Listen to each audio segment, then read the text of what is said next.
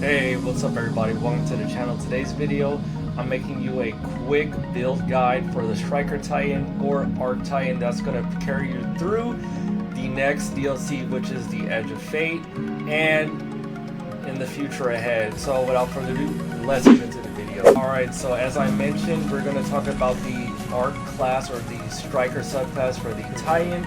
That's going to be very viable in the Edge of Fate DLC when it drops. As you know, we'll all be starting at, I believe it's 10 power. And the best way to be raid ready or in-game content ready after the campaign is to do it on Legendary. If you've done any Legendary campaigns or content at the beginning of a lot of DLCs such as Lightfall or the Final Shape, you know it's pretty challenging. So builds like these are definitely going to help make that a lot easier. So we're going to start with one of my favorites, which is the Arc or Striker subclass for the Titan. Really quick, we're going to do Thunder Crash because why not? It's one and done, has an awesome shockwave, travels pretty far. It can actually save you if you're, getting melted by enemies. You can pop that, fly around the cover if you decide not to use it as an offensive attack. Rally Barricade because it's a short cooldown and provides decent coverage. Jump doesn't really matter. I prefer Seismic Strike because it has a blinding effect and it has a movement aspect to it. Safety is always the priority, so this can help you get in and out of cover as well. The other options are pretty good as well. Ballistic Slam is okay, but I think you're alright choosing any of these melees. Pulse Nade is my personal pick for this.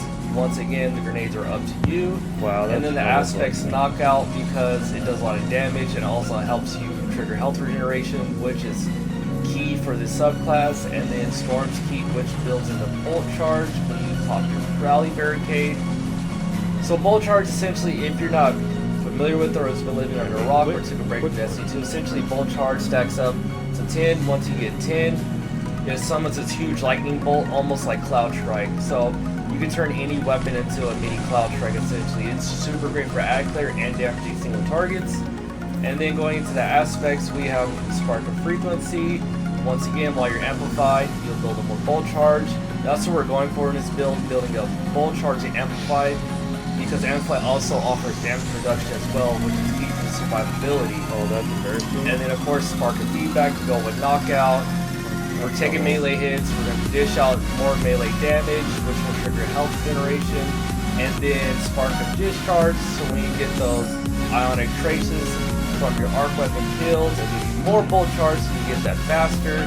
And then Spark of Resistance, because you'll be hard to kill when you're surrounded, which you will be when you go into in-game content or challenging content. So that's the fragments and aspects. Now we're going to go into the exotics. I highly recommend Thunderlord because it builds in a Bolt Charge and it has Overload champions. But there are some options, there's plenty of arc options. Typically you want to go into ones that will give you the most Bolt Charge or Ionic Traces, which in the end, for 100th time, give you more Bolt Charge and Amplify, which is what the Arc subclass on the Titan is all about. And then Cuirass of the Falling Star. I don't know why I said it like that. But the Cuirass of the Falling Star is very good. So essentially what it does is when you get a melee final blow, which is easily, you can do it easy by using Knockout, while Amplified, which is also easy to proc, you'll get your super energy back. And then Thunder Crash does hella damage, so that's good against clearing ads or single targets. The other options you have are Cresta Alpha Lupi, which I don't have on right now, but it'll give you a healing pulse and it's getting buffed in the next update, so that's another option. The other option is, of course, Instrumental Skullfort, build into those arc melees with Heavy Handed, so you get your super back fast. And then Heart of Inmost Light. It's not a bad choice with this build, but I typically use Heart of Inmost Light when I really want to focus on jolting targets and just really utilizing my grenades a lot, which was a big thing. I think a year ago or 2 years ago, it's been so long since I used this, but it's still pretty useful, but the main thing right now is definitely Bolt Charge. So, yeah, I have gameplay up right now for you guys to see me use it in found in-game content, specifically ultimatum mode here on the right of the 9 that's going on. But that's going to do it for this video. Like I said, this is one of many quick build guides I'm making for you guys to get you prepared for in-game content coming with the Edge of Fate. A lot of people are coming back. A lot of people are also leaving. But this guide will be here always to help you guys out whenever you decide to play the game and want to find a strong, dependable, and consistent archetype build. So, if you got any value out of this video, please hit a like, subscribe so you get more content like this. I'm making many more guides to make this game more enjoyable for you. Thank you for watching. I'll see you in the next one. Peace!